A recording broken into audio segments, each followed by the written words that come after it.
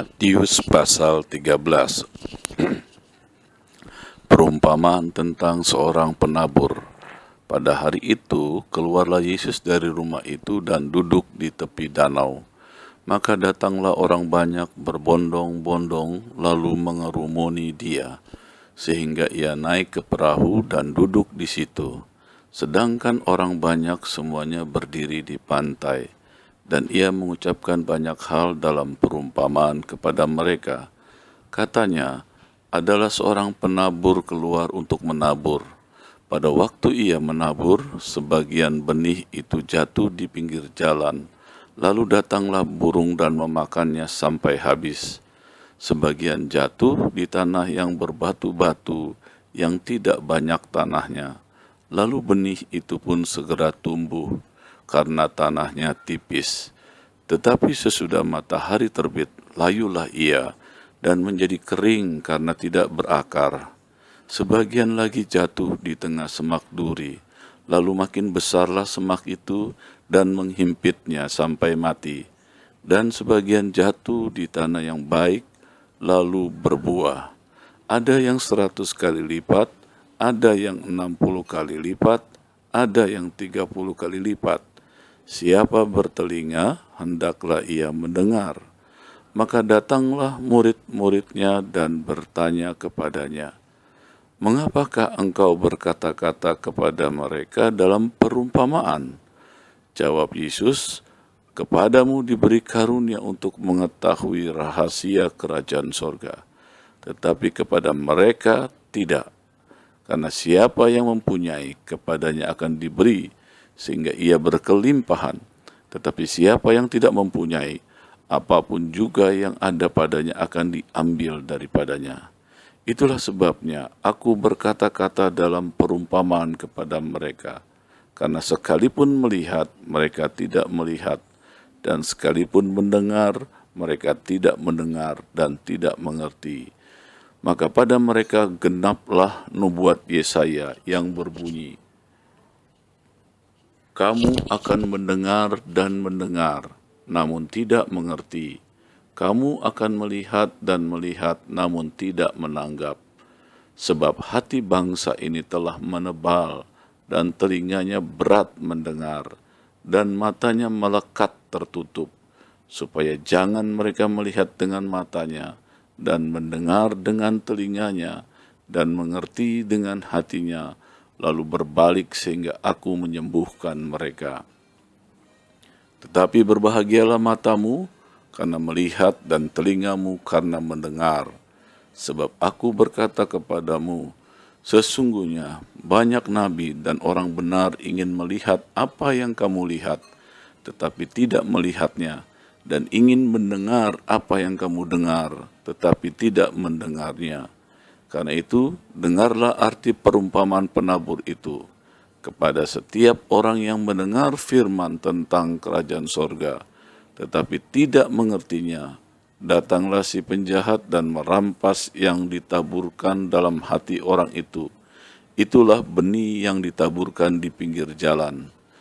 Benih yang ditaburkan di tanah yang berbatu-batu ialah orang yang mendengar firman itu, dan segera menerimanya dengan gembira, tetapi ia tidak berakar dan tahan sebentar saja. Apabila datang penindasan atau penganiayaan karena firman itu, orang itu pun segera murtad. Yang ditaburkan di tengah semak duri ialah orang yang mendengar firman itu, lalu kekhawatiran dunia ini dan tipu daya kekayaan menghimpit firman itu, sehingga tidak berbuah. Yang ditaburkan di tanah yang baik ialah orang yang mendengar firman itu dan mengerti, dan karena itu ia berbuah, ada yang 100 kali lipat, ada yang 60 kali lipat, ada yang 30 kali lipat. Perumpamaan tentang lalang di antara gandum. Yesus membentangkan suatu perumpamaan lain lagi kepada mereka. Katanya, hal kerajaan sorga itu seumpama orang yang menaburkan benih yang baik di ladangnya. Tetapi pada waktu semua orang tidur, Datanglah musuhnya, menaburkan benih lalang di antara gandum itu, lalu pergi. Ketika gandum itu tumbuh dan mulai berbulir, nampak jugalah lalang itu.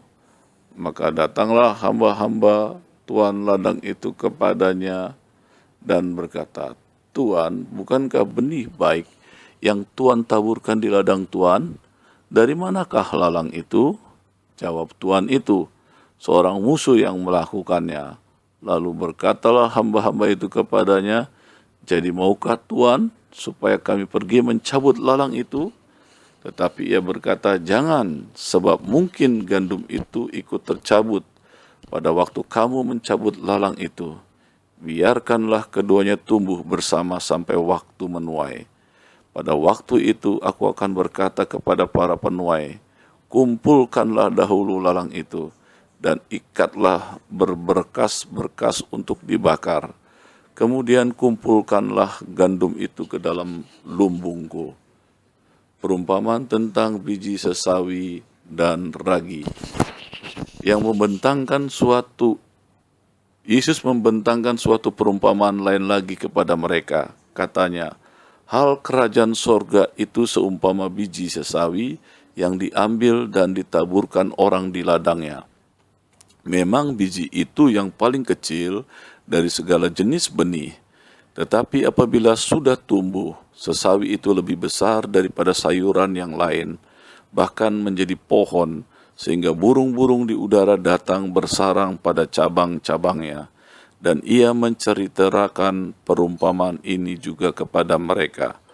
Hal kerajaan sorga itu seumpama ragi yang diambil seorang perempuan dan diadukan ke dalam tepung terigu 3 sukat sampai kamir seluruhnya. Semuanya itu disampaikan Yesus kepada orang banyak dalam perumpamaan, dan tanpa perumpamaan suatu pun tidak disampaikannya kepada mereka, supaya genaplah firman yang disampaikan oleh Nabi. Aku mau membuka mulutku, mengatakan perumpamaan. Aku mau mengucapkan hal yang tersembunyi sejak dunia dijadikan. Penjelasan perumpamaan tentang lalang di antara gandum. Maka Yesus pun meninggalkan orang banyak itu, lalu pulang. Murid-muridnya datang dan berkata kepadanya, jelaskanlah kepada kami perumpamaan tentang lalang di ladang itu. Ia menjawab, katanya, orang yang menaburkan benih baik ialah anak manusia. Ladang ialah dunia. Benih yang baik itu anak-anak kerajaan, dan lalang anak-anak si jahat. Musuh yang menaburkan benih lalang ialah iblis. Waktu menuai ialah akhir zaman, dan para penuai itu malaikat. Maka seperti lalang itu dikumpulkan dan dibakar dalam api, demikian juga pada akhir zaman, anak manusia akan menyuruh malaikat-malaikatnya, dan mereka akan mengumpulkan segala sesuatu yang menyesatkan, dan semua orang yang melakukan kejahatan dari dalamnya. Semuanya akan dicampakkan ke dalam dapur api. Di sana akan terdapat ratakan dan kertak gigi. Pada waktu itulah orang-orang benar akan bercahaya seperti matahari dalam kerajaan Bapa mereka. Siapa bertelinga, hendaklah ia mendengar. Perumpamaan tentang harta terpendam dan mutiara yang berharga. Hal kerajaan sorga itu seumpama harta yang terpendam di ladang, yang ditemukan orang lalu dipendamkannya lagi. Oleh sebab sukacitanya pergilah ia menjual seluruh miliknya, lalu membeli ladang itu. Demikian pula hal kerajaan sorga itu seumpama seorang pedagang yang mencari mutiara yang indah. Setelah ditemukannya mutiara yang sangat berharga, ia pun pergi menjual seluruh miliknya, lalu membeli mutiara itu. Perumpamaan tentang pukat. Demikian pula hal kerajaan sorga itu seumpama pukat yang dilabuhkan di laut, lalu mengumpulkan berbagai-bagai jenis ikan. Setelah penuh, pukat itu pun diseret orang ke pantai, lalu duduklah mereka dan mengumpulkan ikan yang banyak ke dalam danau, ke dalam pasu, dan ikan yang tidak baik mereka buang. Demikianlah juga pada akhir zaman, malaikat-malaikat akan datang memisahkan orang jahat dari orang benar, lalu mencampakkan orang jahat ke dalam dapur api. Di sanalah akan terdapat ratapan dan kertakan gigi. Mengertikah kamu semuanya itu? Mereka menjawab, ya kami mengerti. Maka berkatalah Yesus kepada mereka, karena itu setiap ahli Taurat yang menerima pelajaran dari hal kerajaan sorga, itu seumpama tuan rumah yang mengeluarkan harta yang baru dan yang lama dari perbendaharaannya. Yesus ditolak di Nazaret. Setelah Yesus selesai menceritakan perumpamaan itu, ia pun pergi dari situ. Setibanya di tempat asalnya, Yesus mengajar orang-orang di situ di rumah ibadat mereka.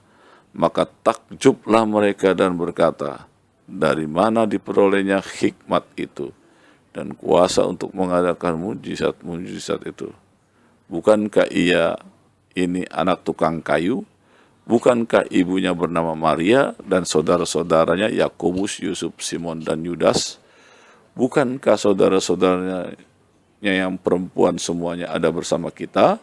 Jadi dari mana diperolehnya semuanya itu? Lalu mereka kecewa dan menolak dia. Maka kata Yesus berkata kepada mereka, seorang nabi dihormati di mana-mana, kecuali di tempat asalnya sendiri dan di rumahnya. Dan karena ketidakpercayaan mereka, tidak banyak mujizat diadakannya di situ.